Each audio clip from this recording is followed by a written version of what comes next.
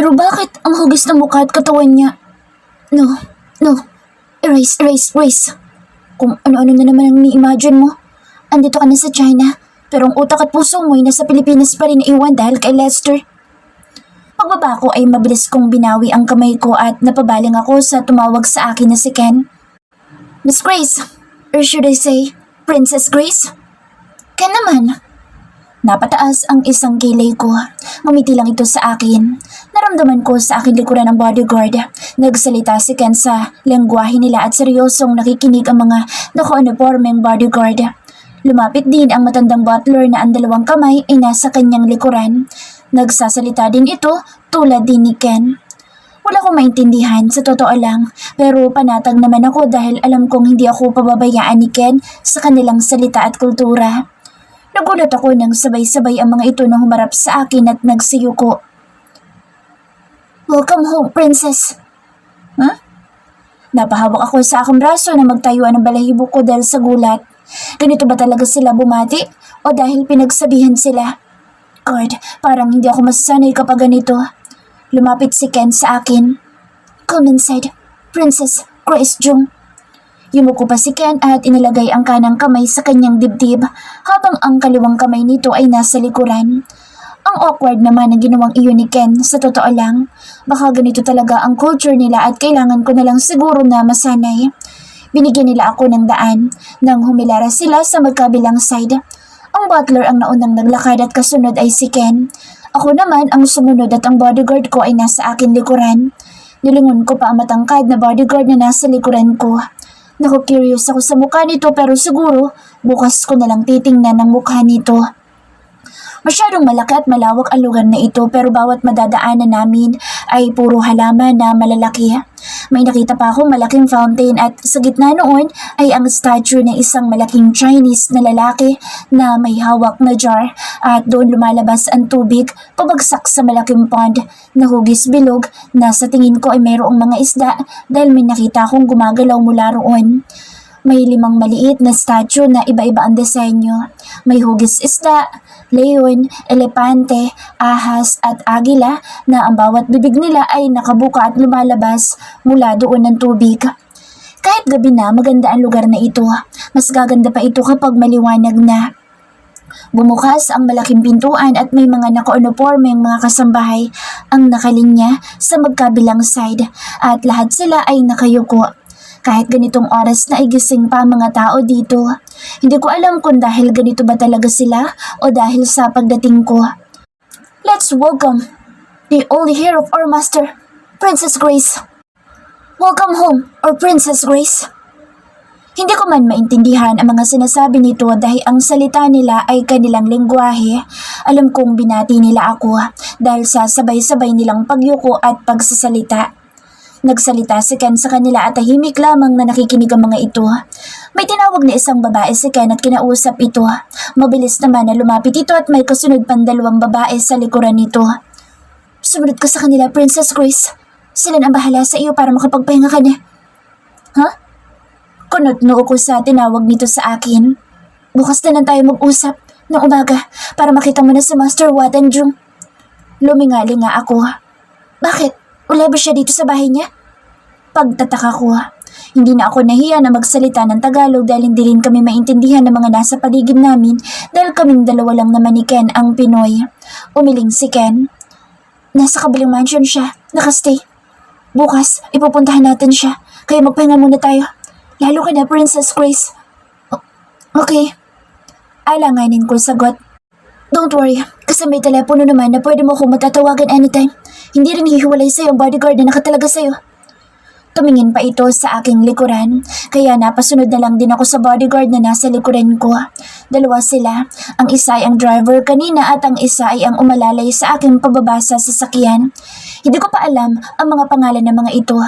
Nagsalita si Ken sa babaeng kasambahay at pinasunod na ako. Bit-bit ng bodyguard ko ang luggage ko. Hindi na ako nagsalita pa dahil lumihikab na ako sa antok. Sa laki atas ng mansyon na ito ay nakakahilo ang paikot-ikot na hagdan. Mabuti na lang ay may elevator pero kailangan pa rin maglakad. It's an elegant, modern mansion with perfect interiors. Hindi ako magaling sa mga interior designs pero alam kong hindi basta-bastang kagamitan ang nasa paligid. Parang nakakatakot tumawag sa mga naglalakihang statue at figurines dahil mukhang kulang pa ang buhay ko kapag amount na ang pag-uusapan. Hindi ko na namalaya na nakahinto na kami sa isang pintuan. Binuksan ng kasambahay ang pintuan at sumanyas ito na mauna na akong pumasok. Pagpasok ko ay namangha ako sa loob ng magiging silid ko.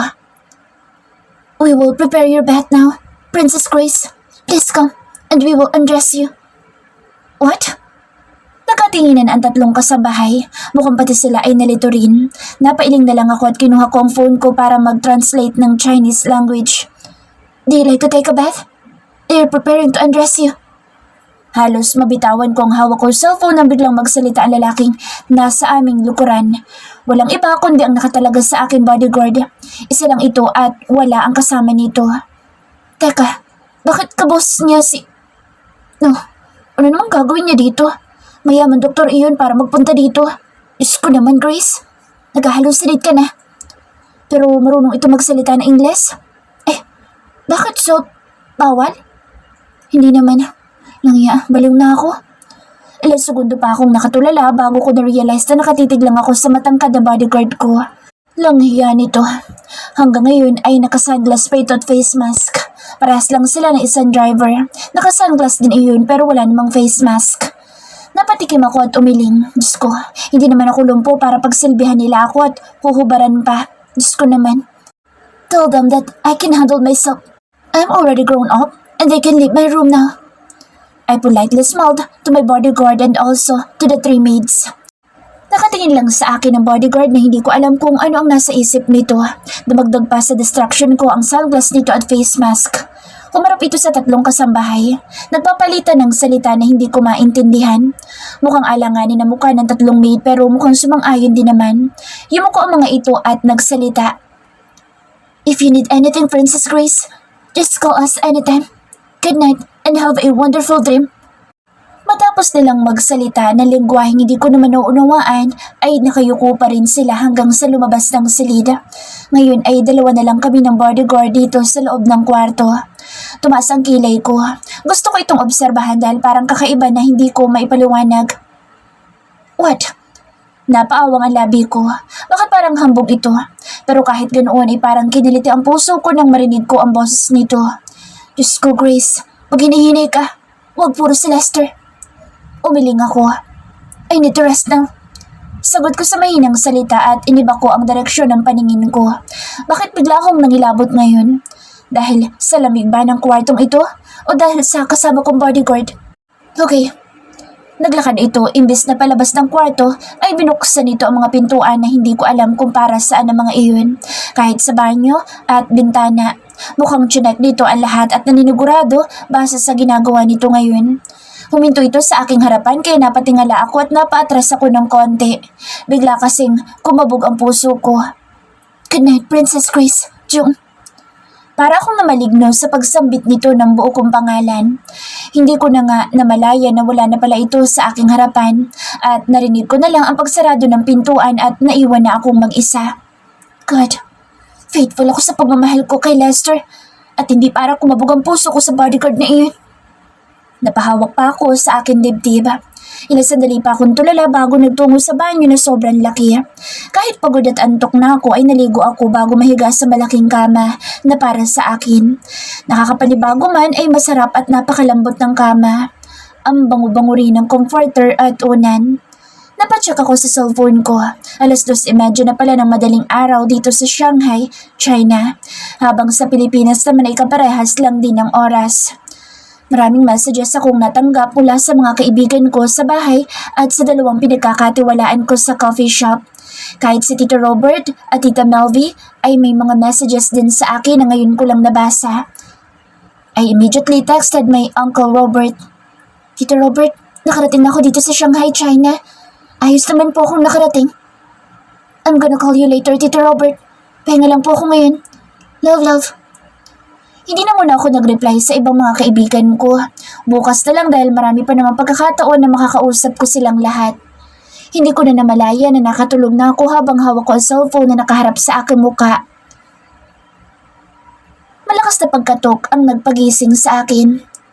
Sino ba yun? Pupungas-pungas pa ako ng aking mata. Sino ba sa mga kaibigan ko nangangatok sa pintuan ng kwarto ko?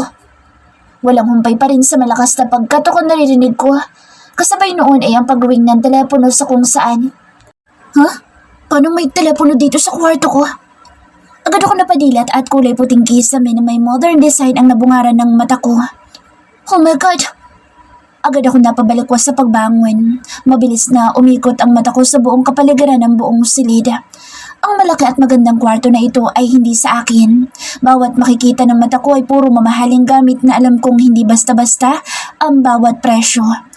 Nasa China na ako. Madaling araw na kaming nakarating dito sa mansyon ni Mr. Watang Jung, ang biological father ko. Napalingon ako sa malakas na pagkatok na muli sa pintuan. Diyos ko, wait lang! Para akong trumpo sa bilis ng pagkakatalon ko sa kama. Wala na akong pakialam kung mukha na akong mangkukulam. Hello? Good morning. I'm sorry, I just wake up late. Agad ako napayuko matapos kong buksan ang pintuan. Hindi ko nga alam kung sino ang nasa harapan ko ngayon. That's fine, my princess. Prepare yourself in just 30 minutes. I'll be waiting here. Sagot ng isang pamilyar na boses. Mabilis ako napadaradyo ng pagkakatayo at tumingala sa lalaki na sa harapan ko ngayon. Siya ang bodyguard ko, nakaboses ng mahal kong si Lester. Lester? Mahal ko? Nakasuot ito ng black suit, pati na panloob nito ay itim. Naka-face mask at sunglass na naman ng itim. Pati na rin ang kanyang suot na gloves ay itim din. Biglang bumilis ang tibok ng puso ko. Ayoko mag-hallucinate pero kilalang kilala ko ang bawat galaw nito. Silhouette at boses ng pinakamamahal kong si Lester. Did it pass to your preferences? Masungit at mayabang na salita ng bodyguard ko. Napatuwid ako ng pagkakatayo. Mali pala ako ng inaakala. Hindi ito si Lester na pinakamamahal ko dahil kahit womanizer iyon, ay never namang naging masungit at hambog iyon. Ibang-iba si Lester kasi sa bodyguard na ito na mukhang bato ata. Bakit nga ba ako magtataka? Hindi ko naman nilalahat pero sa napapanood ko mga video na nagkalat sa social media ay meron ding rude sa ibang tao. Ay, kahit saang lupalop ka siguro mapunta, kung may ganitong klaseng nilalang ay ikaw na lang ang mag-a-adjust.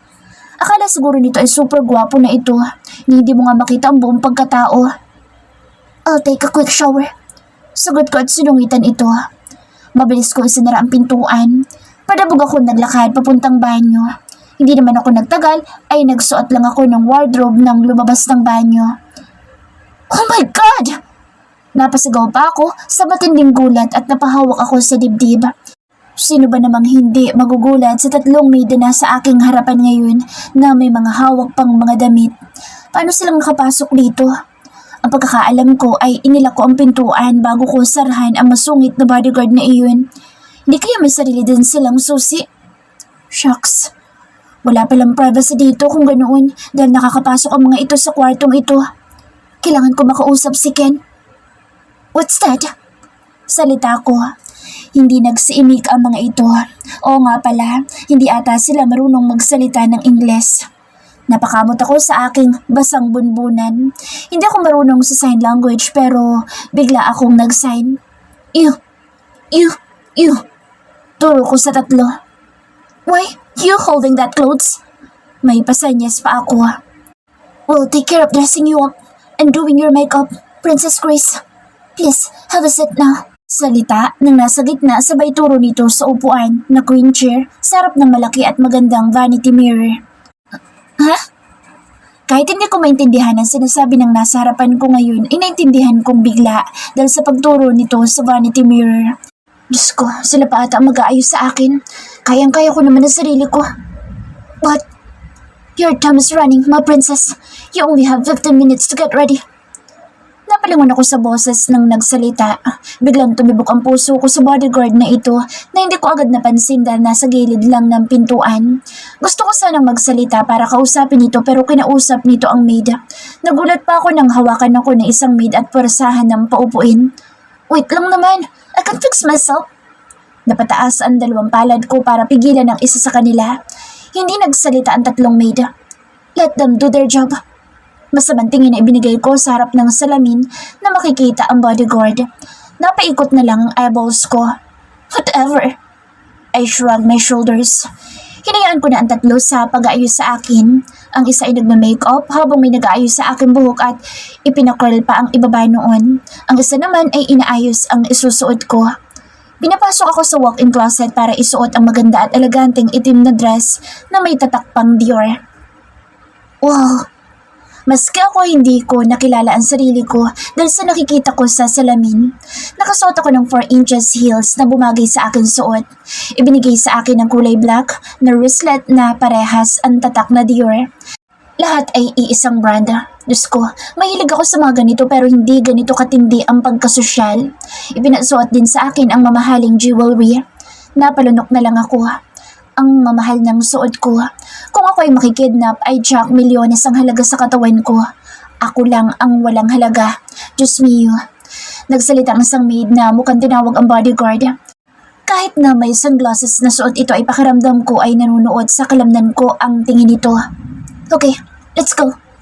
Bigla akong kinabahan. Hindi ko alam kung dahil ba sa paglabas ko ng kwartong ito at makikita kong ibang mga tao at haharapin ko na ang biological father ko o dahil sa bodyguard kong parang engkanto. Langyang ito. Ayoko man ay no choice ako kundi tanggapin ang malaking kamay ng bodyguard ko na hanggang ngayon ay hindi ko man lang alam ang pangalan. Parang gustong kumuwala ng palad ko sa pagdapo ng aming kamay dahil sa kuryenteng dumaloy. Bakit parang familiar ang palad nito? You look stunning, my princess. Bulong nito sa kanang tenga ko. Napasinghap naman ako dahil sa ginawa nito. Pamilyar ang ginawa nito. Hindi maaari dahil nasa Pinas ang taong iyon. Hindi na ako nakapagsalita nang hilahin nito ang kamay ko at naglakad na kami palabas ng kwarto. Diyos ko, bigla akong pinagpawisan sa malamig na panahon na ito. Hindi pa man kami nakakababa ng hagdan ay nakita ko na si Ken na mukhang kanina pa naghihintay sa akin. Ken! Tawag ko dito at ngumiti sabay kaway gamit ang kaliwang kamay. Naramdaman ko ang pagpisil sa kanang kamay ko ng bodyguard pero inignora ko na lang at baka hindi nito iyon sinasadya. Dahan-dahan kami bumaba sa malaki at malawak na hagdan. Hindi kami gumamit ng elevator. Hindi ko alam kung bakit dito kami naglakad nitong bodyguard ko. Good morning, Princess Grace Jung. Bati ni Ken sa akin. Huwag mo na akong tawagin sa kanyan. Para ka namang others. Nagpalingalinga pa ako. Grace na lang tulad sa Pinas. Natatawang ani ko pa. Siguro, kapag nasa Pilipinas tayo, Princess Grace, we should talk formality here. Hindi tama na tawagin kita sa nickname mo. You are the daughter of our Master Jung. Okay. And also, napatingin si Ken sa bodyguard ko sabay tingin din sa kamay namin na magkahawak. Napakamot ito sa kanyang noo at parang hindi mapakali. Nagkatinginan pa ito at sa aking katabi kaya nilingon ko din ang bodyguard ko na parang engkanto. Wala naman ako napansin na kakaiba. What? Never mind. Nakaready ng breakfast natin bago tayo umalis. Naunan ang naglakad si Ken kaya sumunod na kami. Bumagal sa paglakad ang bodyguard ko na nakahawak pa naman ng mahigpit sa kanang kamay ko. Please, release my hand. Salita ko dito pero mukhang hindi nito narinig. Hey, my head. Gusto ko sanang bawiin ang kamay ko dahil biglang hinawakan nito ng mahigpit. Kaguto ah. Mahina akong salita na alam kong narinig nito pero Chuck hindi naman maintindihan. Watch your mouth. Napahinto ako sa paghila ng kamay ko at napangangasa sinabi nito. Oh, Princess Grace. Tawag ni Ken. Shit.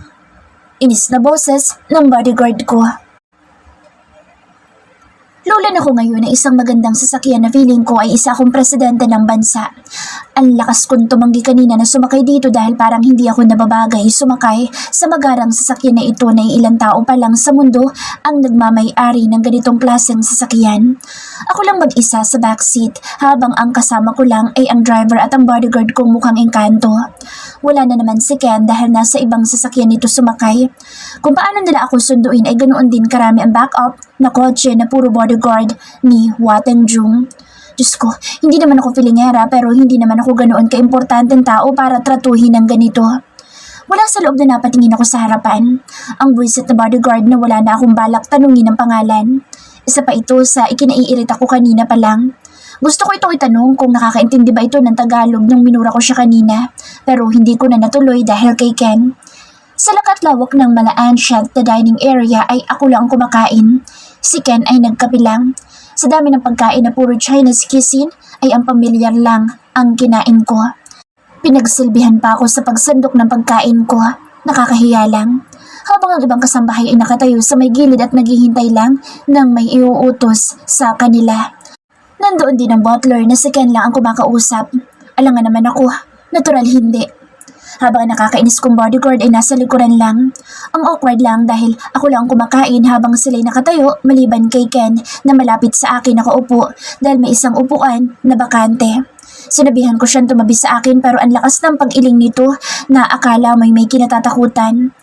Kailangan ko patuloy lakasan ang boses ko kapag magtatanong pero ayos lang din naman dahil kahit lakasan ko pa ang pagsasalita ay kaming dalawa lang naman ni Ken ang magkakaintindihan. Bago ako sumakay sa kotse ay lumapit ako kay Ken para magtanong kung bakit kailangan ko pang mag-dress ng sobrang ganda sa ganito kaaga dahil hindi naman party ang pupuntahan namin. Dahil yan ang utos ni Master Jung, sagot ni Ken. Habang nandito raw ako sa bansang ito ay wag na daw akong magtaka kung puro pang fashion ang isusuot ko. Sa totoo lang, gusto ko iyon. Noong bata pa ako ay nangarap ako na magsuot ng dress na parang Disney princess at rarampa na parang modelo. Hindi ako magsisinungaling sa part na ito pero hindi sa panahong ito. Diyos mio, go with the flow na lang talaga ang gagawin ko.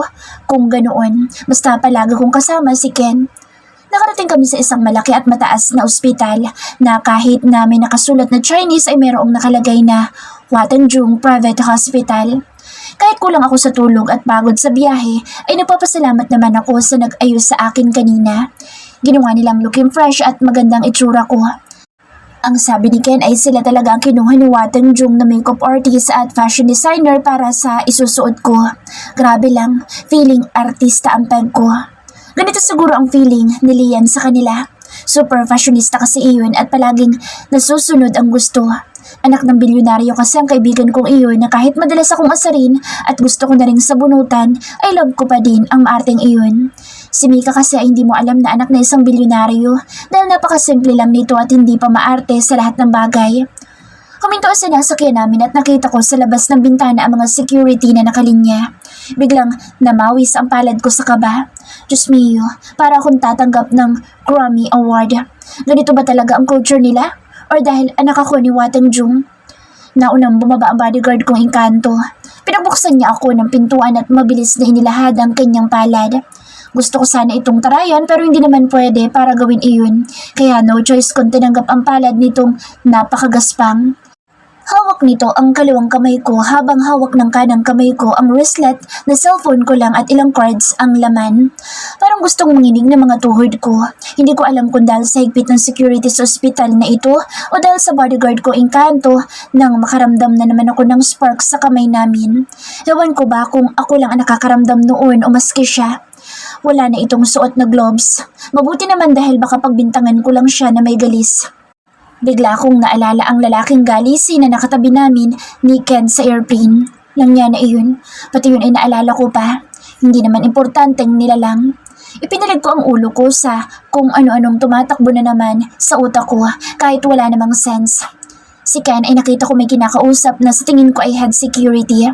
Nagsiyo ko sa akin ng mga security at binati nila ako sa kanilang lengguwahe. At parang may red carpet dahil naglalakad ako kasunod ni Ken. Habang ang bodyguard ko naman ay kung todo higpit sa palad ko. Gusto ko na sana itong sawayin kung tama pa ba ang paghawak nito dahil parang may mali na. Naglalakad kaming papasok ng ospital at lahat ng empleyado dito sa loob ay nakayuko at sabay-sabay na binati ako. Thank you. Nagpasalamat ako sa mga ito kahit hindi ko naintindihan ang salita nila. Mabuti na lang din nasabihan naman na ako ni Ken sa pagbati ng mga empleyado. Kapag nakauwi nga ay mag-aaral ako ng Mandarin para hindi ako nangangapa. Baka minumura na ako ay nakangiti pa ako. May mga security men ang nakikita kong may hawak na walkie-talkie kahit na may earphone sa kanilang tenga. Para silang sasabak sa gyera kung makakilos. Pagpasok namin sa private elevator ay para kaming nasa sardinas sa dami dahil sa security men. Si Ken ay nasa kanan ko habang ang bodyguard ko ay nasa kaliwa, pero kulang na lang ay yakapin na ako nito. Wish ko lang hindi napapansin ni Ken dahil baka iba ang isipin nito. Pilit kong tinatanggal ang kamay ko sa hawak ng bodyguard ko pero parang mas matigas pa sa bato ang kamay nito, kaya sinamaan ko ito ng tingin. Pero ang loko ay hindi man lang ako pinansin na parang wala lang. Kung wala lang kaming kasama ngayon ay baka nasipa ko na ito sa paa. Humanda talaga ito sa akin kapag nagkataon. Nasa 50th floor ang aming destination kung saan ang executive office ni Wateng Jung. Pagbukas noon ay naunang nagsilabas ang security men. Binigyan pa nila kami ng daan sa gitna. Nauna si Ken at iniharap niya sa kanyang kanang palad sa isang maliit na TV na mukhang detector. Maya-maya pa ay automatic na bumukas ang pintuan. "Come inside, Princess Grace." Tawag sa akin ni Ken. Nauna na itong bumasok at sumunod naman kami. Pagpasok namin ay hindi na sumunod sa amin ang security man at naiwan na lang sa labas. Kaming tatlo ni Ken at ang bodyguard ko na lang ang nasa loob sa napakalamig na kwartong ito. May isang malaking executive table at nakaukit doon ang pangalan ni Huateng Jung sa isang matibay na kahoy. Malinis at malawak ang opisinang ito at hindi masyadong maraming gamit. Kakaunti lang ang nakadisplay, kahit ang table nito ay laptop at ilang paperworks lang ang nakapatong. May isang malaking painting na nakakabit na kitang-kita pagkapasok mo pa lang. May 2 halaman sa magkabilang sulok ng silid na ito, and the rest ay wala na. Plain lang ang paligid at nababalutan ng kurtina ang glass wall.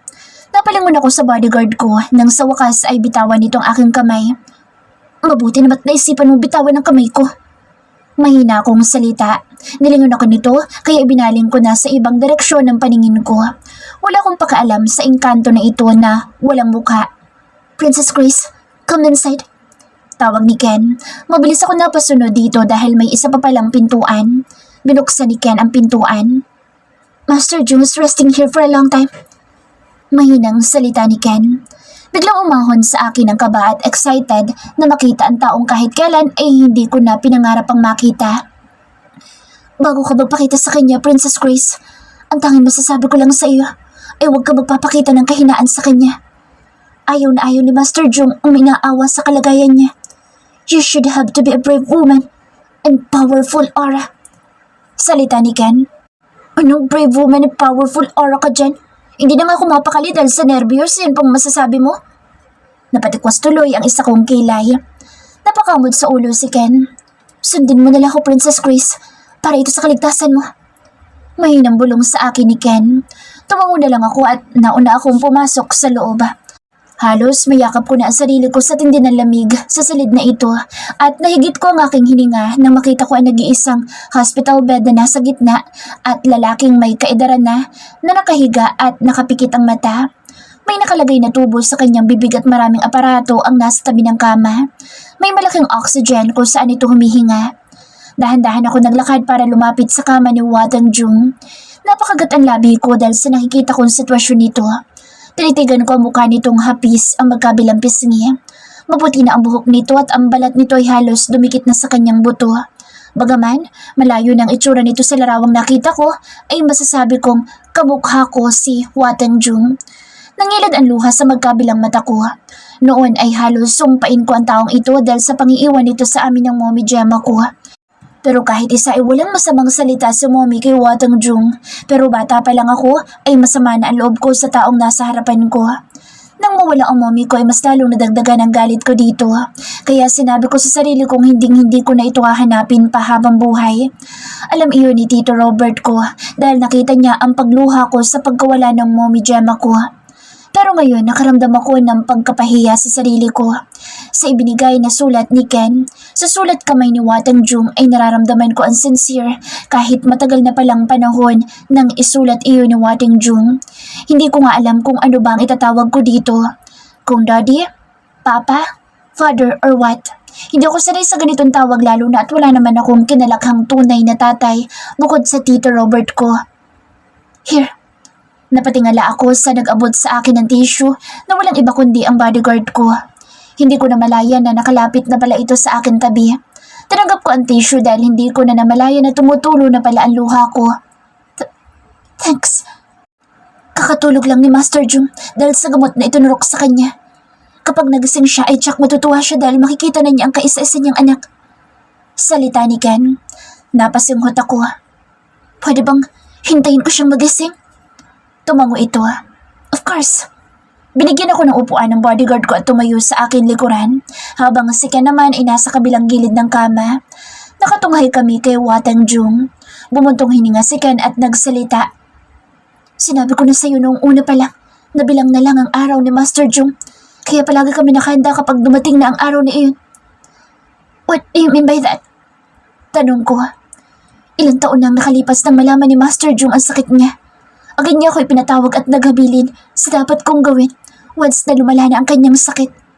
Lahat ng ari-arian niya ay agad na ipinaayos at walang may iwan para hindi mapunta sa kahit na sino sa mga kamag-anak niya o sa ex-wife niya. Ang sulat na ibigay ko sa iyo ay ang panahon na nagagamot na siya. Yun na rin ang simula na hanapin kita sa bansang Pilipinas. Ilang beses ako nabigo sa kakahanap sa iyo, pero napaka-positibo ni Master Jung. Kahit na lumala na ang kanyang sakit, ang palagi niyang sinasabi sa akin ay hindi siya pwedeng mamatay nang hindi nasisilayan ng kanyang nag-iisang anak. Napahawak ako ng mahigpit sa tissue habang nakikinig kay Ken.